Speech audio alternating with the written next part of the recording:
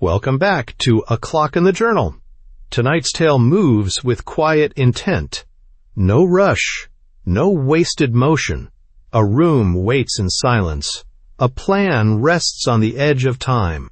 Two men step carefully through the dark, not driven by chaos but by control. Every second matters. Every sound carries weight. There is no room for error, only precision. But even the most careful hand cannot silence chance forever. And when the moment comes, it comes without warning. This is a story of timing, of nerve, and of the thin line between mastery and collapse. It was 12:30 when I returned to the Albany as a last desperate resort. The scene of my disaster was much as I had left it. The baccarat counters still strewed the table, with the empty glasses and the loaded ashtrays. A window had been opened to let the smoke out and was letting in the fog instead. Raffles himself had merely discarded his dining jacket for one of his innumerable blazers, yet he arched his eyebrows as though I had dragged him from his bed. "Forgotten something?" said he when he saw me on his mat. "No," said I, pushing past him without ceremony, and I led the way into his room with an impudence amazing to myself. "Not come back for your revenge, have you? Because I'm afraid I can't give it to you single-handed." I was sorry myself that the others. We were face to face by his fireside, and I cut him short. "Raffles," said I, "you may well be surprised at my coming back in this way and at this hour. I hardly know you. I was never in your rooms before tonight, but I fagged for you at school, and you said you remembered me. Of course that's no excuse, but will you listen to me for 2 minutes?" In my emotion I had at first to struggle for every word, but his face reassured me as I went on, and I was not mistaken in its expression. "Certainly, my dear man," said he, "as many minutes as you like. Have a Sullivan and sit down." And he handed me his silver cigarette case. "No," said I, finding a full voice as I shook my head. "No, I won't smoke, and I won't sit down, thank you. Nor will you ask me to do either when you've heard what I have to say." "Really?" said he, lighting his own cigarette with one clear blue eye upon me. "How do you know?" "Because you'll probably show me the door," I cried bitterly, "and you will be justified in doing it, but it's no use beating about the bush. You know I dropped over 200 just now?" He nodded. "I hadn't the money in my pocket." "I remember. But I had my checkbook, and I wrote each of you a check at that desk." "Well?" "Not one of them was worth the paper it was written on, Raffles. I am overdrawn already at my bank." "Surely only for the moment?" "No, I have spent everything, but somebody told me you were so well off. I heard you had come in for money." "So I did. 3 years ago. It has been my curse. Now it's all gone. Every penny. Yes, I've been a fool. There never was nor will be such a fool as I've been. Isn't this enough for you? Why don't you turn me out?" He was walking up and down with a very long face instead. "Couldn't your people do anything?" he asked at length. "Thank God," I cried. "I have no people. I was an only child. I came in for everything there was. My one comfort is that they're gone, and we'll never know." I cast myself into a chair and hid my face. Raffles continued to pace the rich carpet that was of a piece with everything else in his rooms. There was no variation in his soft and even footfalls. "You used to be a literary little cuss," he said at length. "Didn't you edit the mag before you left? Anyway, I recollect fagging you to do my verses. And literature of all sorts is the very thing nowadays. Any fool can make a living at it." I shook my head. "Any fool couldn't write off my debts," said I. "Then you have a flat somewhere?" he went on. "Yes, in Mount Street." "Well, what about the furniture?" I laughed aloud in my misery. "There's been a bill of sale on every stick for months." And at that Raffles stood still with raised eyebrows and stern eyes that I could meet the better now that he knew the worst. Then with a shrug he resumed his walk, and for some minutes neither of us spoke. But in his handsome, unmoved face I read my fate and death warrant. and with every breath I cursed my folly and my cowardice in coming to him at all. Because he had been kind to me at school when he was captain of the 11 and I his fag, I had dared to look for kindness from him now. Because I was ruined, and he rich enough to play cricket all the summer and do nothing for the rest of the year, I had fatuously counted on his mercy, his sympathy, his help. Yes, I had relied on him in my heart for all my outward diffidence and humility, and I was rightly served. There was as little of mercy as of sympathy in that curling nostril, that rigid jaw, that cold blue eye which never glanced my way. I caught up my hat. I blundered to my feet. I would have gone without a word, but Raffles stood between me and the door. "Where are you going?" said he. "That's my business," I replied. "I won't trouble you any more." "Then how am I to help you?" "I didn't ask your help." "Then why come to me?" "Why, indeed," I echoed. "Will you let me pass?" "Not until you tell me where you are going and what you mean to do." "Can't you guess?" I cried. And for many seconds we stood staring in each other's eyes. "Have you got the pluck?" said he, breaking the spell in a tone so cynical that it brought my last drop of blood to the boil.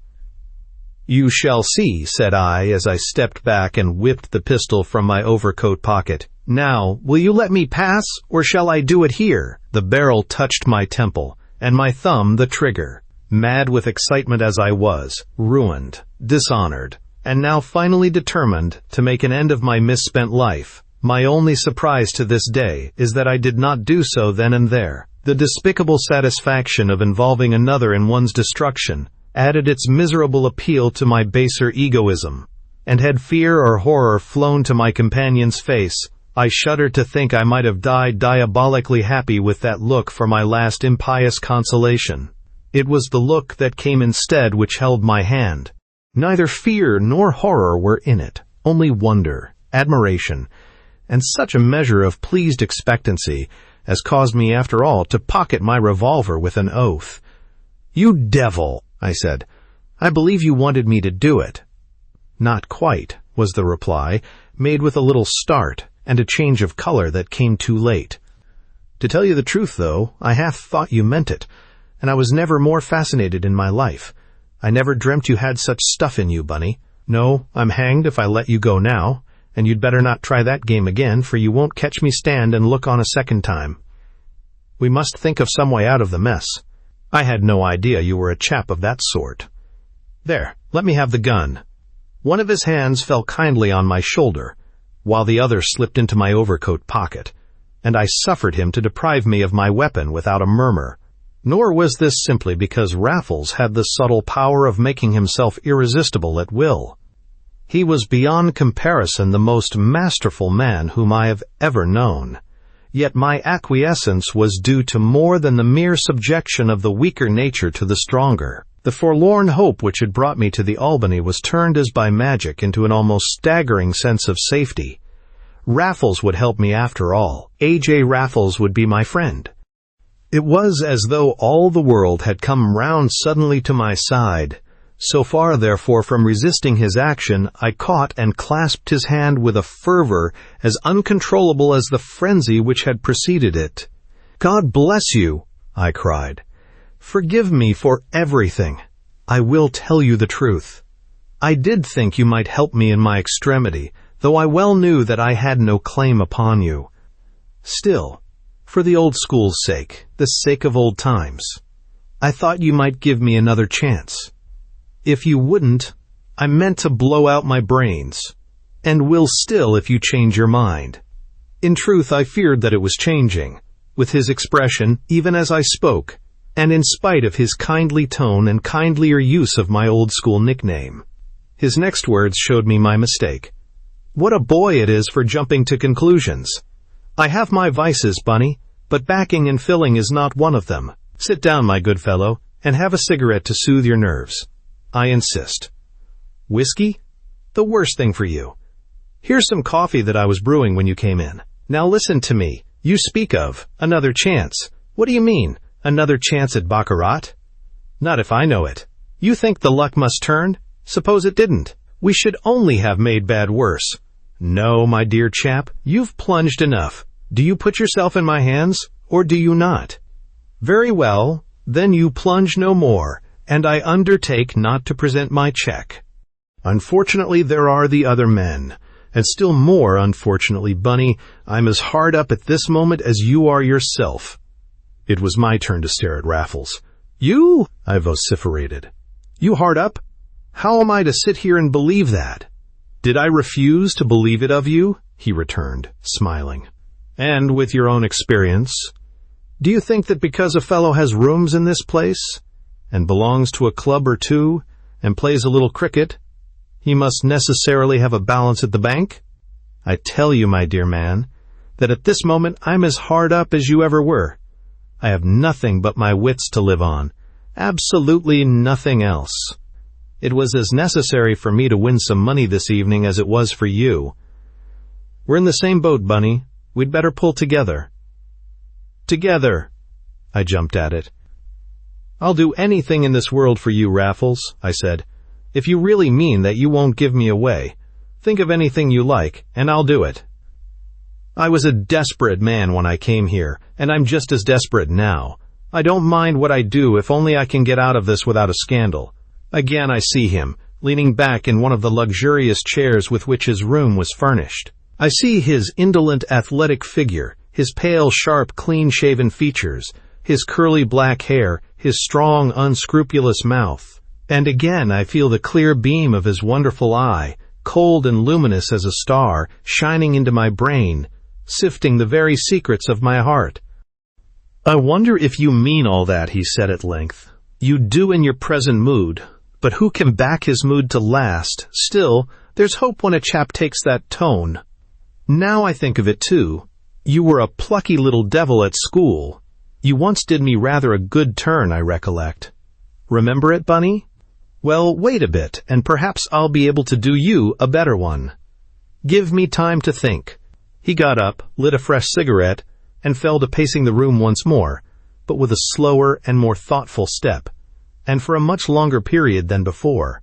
Twice he stopped at my chair, as though on the point of speaking, but each time he checked himself and resumed his stride in silence. Once he threw up the window, which he had shut some time since, and stood for some moments leaning out into the fog which filled the Albany courtyard. Meanwhile, a clock on the chimney-piece struck 1, and 1 again for the half-hour, without a word between us. Yet I not only kept my chair with patience, but I acquired an incongruous equanimity in that half-hour. Insensibly I had shifted my burden to the broad shoulders of this splendid friend, and my thoughts wandered with my eyes as the minutes passed. The room was the good-sized square one, with the folding doors, the marble mantelpiece, and the gloomy, old-fashioned distinction peculiar to the Albany. It was charmingly furnished and arranged, with the right amount of negligence and the right amount of taste. What struck me most, however, was the absence of the usual insignia of a cricketer's den. Instead of the conventional rack of war-worn bats, a carved oak bookcase with every shelf in a litter filled the better part of one wall, and where I looked for cricketing groups, I found reproductions of such works as Love and Death and The Blessed Damozel in dusty frames and different parallels. The man might have been a minor poet instead of an athlete of the first water, but there had always been a fine streak of aestheticism in his complex composition. Some of these very pictures I had myself dusted in his study at school, and they set me thinking of yet another of his many sides, and of the little incident to which he had just referred. Everybody knows how largely the tone of a public school depends on that of the 11, and on the character of the captain of cricket in particular, and I have never heard it denied that in A.J. Raffles's time our tone was good, or that such influence as he troubled to exert was on the side of the angels. Yet it was whispered in the school that he was in the habit of parading the town at night in loud checks and a false beard. It was whispered, and disbelieved. I alone knew it for a fact, for night after night had I pulled the rope up after him when the rest of the dormitory were asleep, and kept awake by the hour to let it down again on a given signal. Well, one night he was overbold, and within an ace of ignominious expulsion in the heyday of his fame, consummate daring and extraordinary nerve on his part, aided, doubtless, by some little presence of mind on mine, averted the untoward result, and no more need be said of a discreditable incident. But I cannot pretend to have forgotten it in throwing myself on this man's mercy in my desperation, and I was wondering how much of his leniency was owing to the fact that Raffles had not forgotten it either, when he stopped and stood over my chair once more. "I've been thinking of that night we had the narrow squeak," he began. "Why do you start?" "I was thinking of it too." He smiled, as though he had read my thoughts. "Well, you were the right sort of little beggar then, Bunny. You didn't talk and you didn't flinch. You asked no questions and you told no tales. I wonder if you're like that now." "I don't know," said I, slightly puzzled by his tone. "I've made such a mess of my own affairs that I trust myself about as little as I'm likely to be trusted by anybody else, yet I never in my life went back on a friend. I will say that. Otherwise perhaps I mightn't be in such a hole tonight." "Exactly," said Raffles, nodding to himself, as though in assent to some hidden train of thought. "Exactly what I remember of you. And I'll bet it's as true now as it was 10 years ago. We don't alter, Bunny. We only develop. I suppose neither you nor I are really altered, since you used to let down that rope, and I used to come up at hand over hand. You would stick at nothing for a pal." "What? At nothing in this world?" I was pleased to cry. "Not even at a crime?" said Raffles, smiling. I stopped to think, for his tone had changed, and I felt sure he was chaffing me. Yet his eye seemed as much in earnest as ever, and for my part, one was in no mood for reservations. "No, not even at that," I declared. "Name your crime, and I'm your man." He looked at me one moment in wonder, and another moment in doubt, then turned the matter off with a shake of his head and the little cynical laugh that was all his own. "You're a nice chap, Bunny. A real desperate character. What? Suicide one moment, and any crime I like the next. What you want is a drag, my boy, and you did well to come to a decent law-abiding citizen with a reputation to lose. Nonetheless, we must have that money tonight, by hook or crook." "Tonight, Raffles?" "The sooner the better. Every hour after 10 o'clock tomorrow morning is an hour of risk. Let one of those checks get round to your own bank, and you and it are dishonored together. No, we must raise the wind tonight and reopen your account first thing tomorrow. And I rather think I know where the wind can be raised." "At 2 o'clock in the morning?" "Yes." "But how? But where? At such an hour?" "From a friend of mine here in Bond Street." "He must be a very intimate friend." "Intimate's not the word. I have the run of his place and a latchkey all to myself." "You would knock him up at this hour of the night?" "If he's in bed." "And it's essential that I should go in with you?" "Absolutely." "Then I must. But I'm bound to say I don't like the idea, Raffles." "Do you prefer the alternative?" asked my companion with a sneer. "No, hang it, that's unfair," he cried apologetically in the same breath. "I quite understand. It's a beastly ordeal. But it would never do for you to stay outside. I tell you what, you shall have a peg before we start. Just one. There's the whiskey, here's a siphon, and I'll be putting on an overcoat while you help yourself." Well, I dare say I did so with some freedom, for this plan of his was not the less distasteful to me from its apparent inevitability. I must own, however, that it possessed fewer terrors before my glass was empty. Meanwhile, Raffles rejoined me, with a covert coat over his blazer and a soft felt hat set carelessly on the curly head. He shook with a smile as I passed him the decanter. "When we come back," said he, "work first, play afterward. Do you see what day it is?" he added, tearing a leaflet from a Shakespearean calendar as I drained my glass. March 15th. The Ides of March, the Ides of March, remember. Bunny, my boy, you won't forget them, will you? And With a laugh, he threw some coals on the fire before turning down the gas like a careful householder. So we went out together as the clock on the chimney-piece was striking 2. Piccadilly was a trench of raw white fog, rimmed with blurred street lamps and lined with a thin coating of adhesive mud. We met no other wayfarers on the deserted flagstones, and were ourselves favored with a very hard stare from the constable of the beat, who, however, touched his helmet on recognizing my companion. "You see, I'm known to the police," laughed Raffles as we passed on. "Poor devils, they've got to keep their weather eye open on a night like this. A fog may be a bore to you and me, Bunny, but it's a perfect godsend to the criminal classes, especially so late in their season.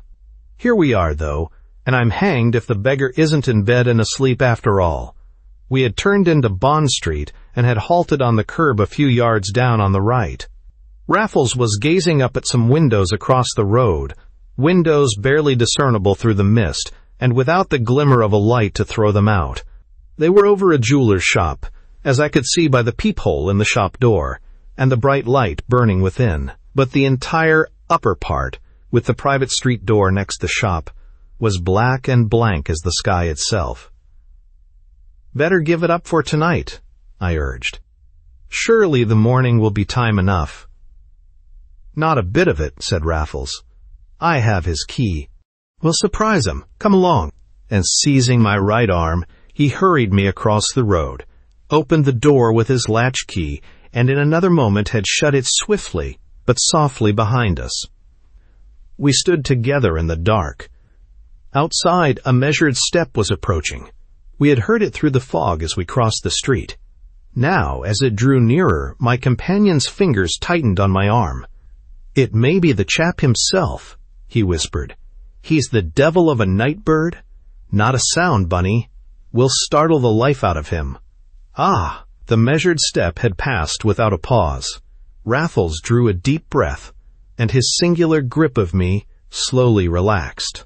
"But still, not a sound," he continued in the same whisper. "We'll take a rise out of him, wherever he is. Slip off your shoes and follow me." Well, you may wonder at my doing so, but you can never have met A.J. Raffles. Half his power lay in a conciliating trick of sinking the commander in the leader, and it was impossible not to follow one who led with such a zest. You might question, but you followed first. So now, when I heard him kick off his own shoes, I did the same, and was on the stairs at his heels before I realized what an extraordinary way was this of approaching a stranger for money in the dead of night. But obviously Raffles and he were on exceptional terms of intimacy, and I could not but infer that they were in the habit of playing practical jokes upon each other. We groped our way so slowly upstairs that I had time to make more than one note before we reached the top. The stair was uncarpeted. The spread fingers of my right hand encountered nothing on the damp wall. Those of my left trailed through a dust that could be felt on the banisters. An eerie sensation had been upon me since we entered the house. It increased with every step we climbed. What hermit were we going to startle in his cell? We came to a landing. The banisters led us to the left, and to the left again. 4 steps more, and we were on another and a longer landing, and suddenly a match blazed from the black. I never heard it struck.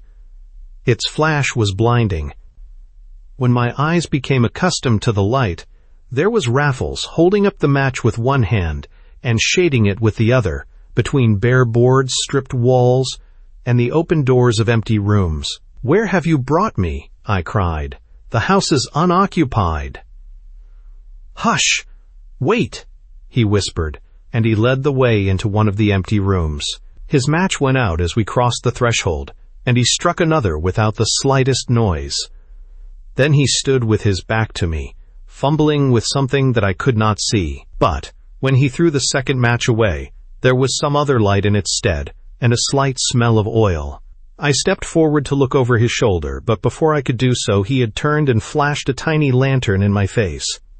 "What's this?" I gasped. "What rotten trick are you going to play?" "It's played," he answered with his quiet laugh. "On me?" "I am afraid so, Bunny." "Is there no one in the house, then?" "No one but ourselves." So it was mere chaff about your friend in Bond Street who could let us have that money. Not altogether. It's quite true that Danby is a friend of mine. Danby. The jeweler underneath. What do you mean? I whispered, trembling like a leaf as his meaning dawned upon me. Are we to get the money from the jeweler? Well, not exactly. What then? The equivalent from his shop. There was no need for another question. I understood everything but my own density. He had given me a dozen hints, and I had taken none. And there I stood, staring at him, in that empty room. And there he stood with his dark lantern, laughing at me. "A burglar!" I gasped. You! I told you I lived by my wits. Why couldn't you tell me what you were going to do? Why couldn't you trust me? Why must you lie? I demanded, piqued to the quick for all my horror. I wanted to tell you, said he.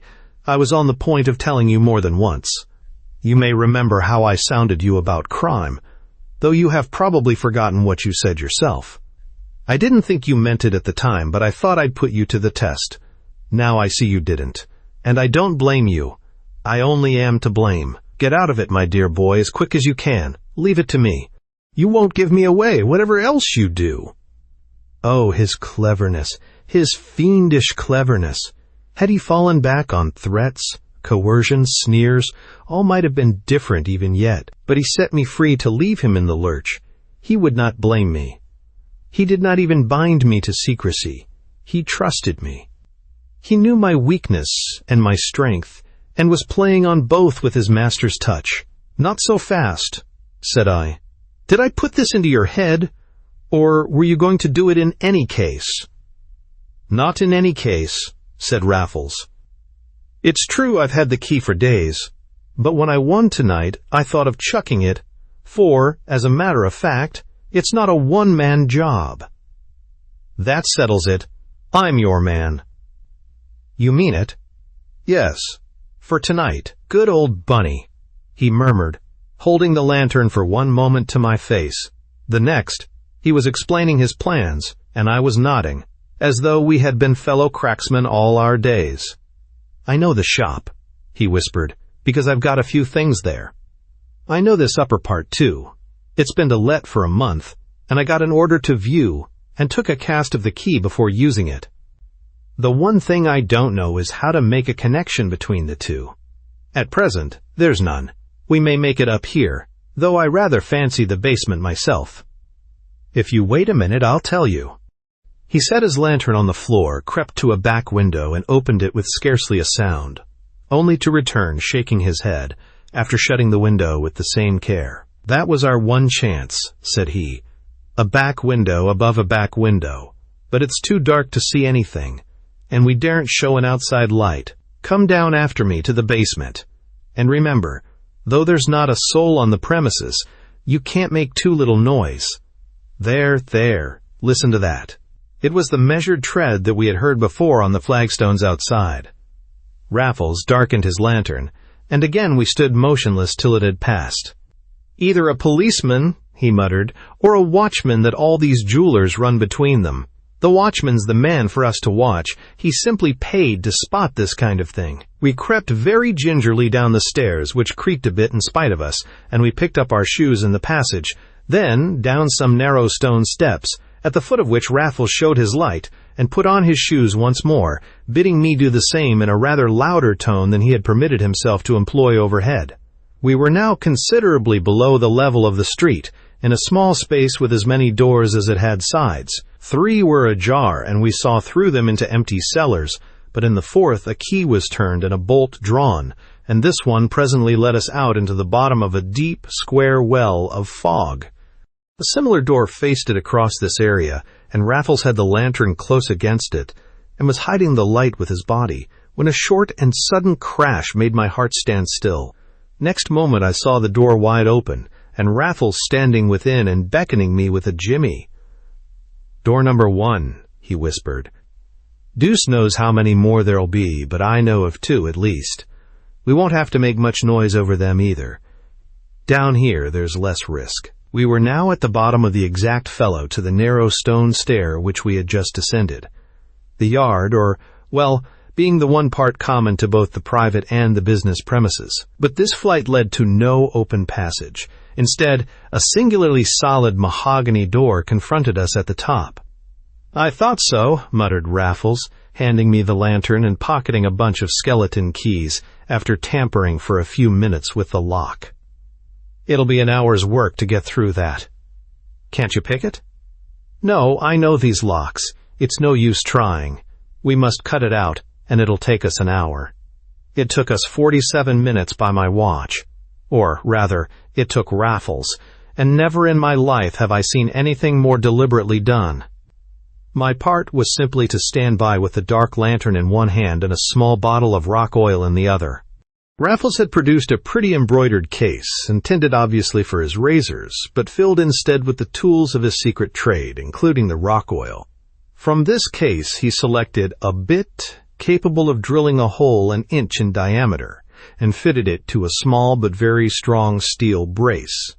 Then he took off his covert coat and his blazer, spread them neatly on the top step, knelt on them, turned up his shirt cuffs, and went to work with brace and bit near the keyhole. But first he oiled the bit to minimize the noise, and this he did invariably before beginning a fresh hole, and often in the middle of one. It took 32 separate borings to cut around that lock. I noticed that through the first circular orifice Raffles thrust a forefinger. Then, as the circle became an ever-lengthening oval, he got his hand through up to the thumb, and I heard him swear softly to himself. "I was afraid so. What is it? An iron gate on the other side." "How on earth are we to get through that?" I asked in dismay. "Pick the lock. But there may be two. In that case they'll be top and bottom, and we shall have 2 fresh holes to make, as the door opens inwards. It won't open 2 inches as it is." I confess I did not feel sanguine about the lock-picking, seeing that one lock had baffled us already, and my disappointment and impatience must have been a revelation to me had I stopped to think. The truth is that I was entering into our nefarious undertaking with an involuntary zeal, of which I was myself quite unconscious at the time. The romance and the peril of the whole proceeding held me spellbound and entranced. My moral sense and my sense of fear were stricken by a common paralysis. And there I stood, shining my light and holding my file with a keener interest than I had ever brought to any honest avocation. And there knelt A.J. Raffles with his black hair tumbled, and the same watchful, quiet, determined half-smile with which I have seen him send down over after over in a county match. At last the chain of holes was complete, the lock wrenched out bodily, and a splendid bare arm plunged up to the shoulder through the aperture and through the bars of the iron gate beyond. "Now," whispered Raffles, "if there's only one lock it'll be in the middle. Joy! Here it is, only let me pick it, and we're through at last." He withdrew his arm, a skeleton key was selected from the bunch, and then back went his arm to the shoulder. It was a breathless moment. I heard the heart throbbing in my body, the very watch ticking in my pocket, and ever and anon the tinkle-tinkle of the skeleton key. Then, at last, there came a single, unmistakable click. In another minute the mahogany door and the iron gate yawned behind us, and Raffles was sitting on an office table wiping his face, with the lantern throwing a steady beam by his side. We were now in a bare and roomy lobby behind the shop, but separated therefrom by an iron curtain, the very sight of which filled me with despair. Raffles, however, did not appear in the least depressed, but hung up his coat and hat on some pegs in the lobby before examining this curtain with his lantern. "That's nothing," said he after a minute's inspection. "We'll be through that in no time, but there's a door on the other side which may give us trouble." "Another door!" I groaned. "And how do you mean to tackle this thing?" "Prise it up with the jointed jimmy. The weak point of these iron curtains is the leverage you can get from below, but it makes a noise, and this is where you're coming in, Bunny. This is where I couldn't do without you. I must have you overhead to knock through when the street's clear. I'll come with you and show a light." Well, you may imagine how little I liked the prospect of this lonely vigil. And yet there was something very stimulating in the vital responsibility which it involved. Hitherto I had been a mere spectator. Now I was to take part in the game. And the fresh excitement made me more than ever insensible to those considerations of conscience and of safety which were already as dead nerves in my breast. So I took my post without a murmur in the front room above the shop. The fixtures had been left for the refusal of the incoming tenant, and fortunately for us they included Venetian blinds which were already down. It was the simplest matter in the world to stand peeping through the laths into the street, to beat twice with my foot when anybody was approaching, and once when all was clear again. The noises that even I could hear below, with the exception of one metallic crash at the beginning, were indeed incredibly slight, but they ceased altogether at each double rap from my toe, and a policeman passed quite half a dozen times beneath my eyes, and the man whom I took to be the jeweler's watchman oftener still during the better part of an hour that I spent at the window. Once, indeed, my heart was in my mouth, but only once. It was when the watchman stopped and peered through the peephole into the lighted shop. I waited for his whistle. I waited for the gallows or the jail, but my signals had been studiously obeyed, and the man passed on in undisturbed serenity. In the end, I had a signal in my turn, and retraced my steps with lighted matches, down the broad stairs, down the narrow ones, across the area, and up into the lobby where Raffles awaited me with an outstretched hand. "Well done, my boy," said he. "You're the same good man in a pinch, and you shall have your reward. I've got £1,000, worth if I've got a penn'orth. It's all in my pockets. And here's something else I found in this locker. Very decent port, and some cigars, meant for poor dear Danby's business friends. Take a pull, and you shall light up presently. I've found a lavatory, too, and we must have a wash and brush up before we go, for I'm as black as your boot." The iron curtain was down, but he insisted on raising it until I could peep through the glass door on the other side and see his handiwork in the shop beyond. Here 2 electric lights were left burning all night long, and in their cold white rays I could at first see nothing amiss. I looked along an orderly lane, an empty glass counter on my left, glass cupboards of untouched silver on my right, and facing me, the filmy black eye of the peephole that shone like a stage moon on the street. The counter had not been emptied by Raffles. Its contents were in the Chubb's safe, which he had given up at a glance, nor had he looked at the silver, except to choose a cigarette case for me. He had confined himself entirely to the shop window. This was in 3 compartments, each secured for the night by removable panels with separate locks. Raffles had removed them a few hours before their time, and the electric light shone on a corrugated shutter bare as the ribs of an empty carcass. Every article of value was gone from the one place which was invisible from the little window in the door. Elsewhere all was as it had been left overnight. And but for a train of mangled doors behind the iron curtain, a bottle of wine and a cigar box with which liberties had been taken, a rather black towel in the lavatory, a burnt match here and there, and our finger marks on the dusty banisters, not a trace of our visit did we leave.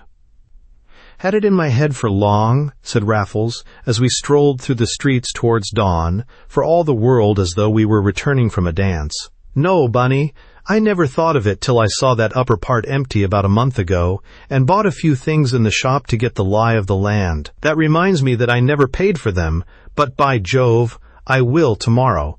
And if that isn't poetic justice, what is? One visit showed me the possibilities of the place, but a second convinced me of its impossibilities without a pal. So I had practically given up the idea when you came along on the very night, and in the very plight for it. But here we are at the Albany, and I hope there's some fire left, for I don't know how you feel, Bunny, but for my part I'm as cold as Keats's owl. He could think of Keats on his way from a felony. He could hanker for his fireside like another. Floodgates were loosed within me, and the plain English of our adventure rushed over me as cold as ice. Raffles was a burglar. I had helped him to commit one burglary, therefore I was a burglar too. Yet I could stand and warm myself by his fire, and watch him empty his pockets as though we had done nothing wonderful or wicked. My blood froze, my heart sickened, my brain whirled. How I had liked this villain, how I had admired him. Now my liking and admiration must turn to loathing and disgust. I waited for the change. I longed to feel it in my heart, but I longed and I waited in vain. I saw that he was emptying his pockets. The table sparkled with their hoard. Rings by the dozen, diamonds by the score, bracelets, pendants, aigrettes, necklaces, pearls, rubies, amethysts, sapphires, and diamonds always, diamonds in everything, flashing bayonets of light, dazzling me, blinding me, making me disbelieve because I could no longer forget. Last of all came no gem indeed, but my own revolver from an inner pocket, and that struck a chord. I suppose I said something. My hand flew out. I can see Raffles now, as he looked at me once more with a high arch over each clear eye. I can see him pick out the cartridges with his quiet, cynical smile, before he would give me my pistol back again. "You mayn't believe it, Bunny," said he, "but I never carried a loaded one before. On the whole, I think it gives one confidence. Yet it would be very awkward if anything went wrong. One might use it, and that's not the game at all, though I have often thought that the murderer who has just done the trick must have great sensations before things get too hot for him. Don't look so distressed, my dear chap. I've never had those sensations, and I don't suppose I ever shall." "But this much you have done before?" said I hoarsely. "Before? My dear Bunny, you offend me. Did it look like a first attempt?" "Of course I have done it before." "Often?" "Well, no. Not often enough to destroy the charm, at all events. Never, as a matter of fact, unless I'm cursedly hard up. Did you hear about the Thimbleby diamonds? Well, that was the last time, and a poor lot of paste they were. Then there was the little business of the Dormer houseboat at Henley last year. That was mine, also, such as it was. I've never brought off a really big coup yet. When I do, I shall chuck it up. Yes, I remembered both cases very well. To think that he was their author! It was incredible, outrageous, inconceivable. Then my eyes would fall upon the table, twinkling and glittering in 100 places, and incredulity was at an end. "How came you to begin?" I asked, as curiosity overcame mere wonder, and a fascination for his career gradually wove itself into my fascination for the man. "Ah, that's a long story," said Raffles. "It was in the colonies, when I was out there playing cricket. It's too long a story to tell you now, but I was in much the same fix that you were in tonight, and it was my only way out. I never meant it for anything more, but I'd tasted blood, and it was all over with me. Why should I work when I could steal? Why settle down to some humdrum, uncongenial billet, when excitement, romance, danger, and a decent living were all going begging together? Of course it's very wrong, but we can't all be moralists, and the distribution of wealth is very wrong to begin with. Besides, you're not at it all the time. I'm sick of quoting Gilbert's lines to myself, but they're profoundly true. I only wonder if you'll like the life as much as I do." "Like it?" I cried out. "Not I. It's no life for me. Once is enough. You wouldn't give me a hand another time? Don't ask me, Raffles. Don't ask me, for God's sake. Yet you said you would do anything for me. You asked me to name my crime. But I knew at the time you didn't mean it. You didn't go back on me tonight, and that ought to satisfy me, goodness knows. I suppose I'm ungrateful and unreasonable and all that. I ought to let it end at this. But you're the very man for me, Bunny, the very man. Just think how we got through tonight. Not a scratch. Not a hitch. There's nothing very terrible in it, you see. There never would be while we worked together." He was standing in front of me with a hand on either shoulder. He was smiling as he knew so well how to smile. I turned on my heel, planted my elbows on the chimney-piece, and my burning head between my hands. Next instant, a still heartier hand had fallen on my back. "All right, my boy. You are quite right, and I'm worse than wrong. I'll never ask it again. Go, if you want to, and come again about midday for the cash. There was no bargain, but of course, I'll get you out of your scrape, especially after the way you've stood by me tonight." I was round again with my blood on fire. "I'll do it again," I said through my teeth. He shook his head. Not you, he said, smiling quite good-humoredly on my insane enthusiasm. I will, I cried with an oath. I'll lend you a hand as often as you like. What does it matter now? I've been in it once. I'll be in it again. I've gone to the devil anyhow. I can't go back, and wouldn't if I could. Nothing matters another rap. When you want me, I'm your man. And that is how Raffles and I joined felonious forces on the Ides of March.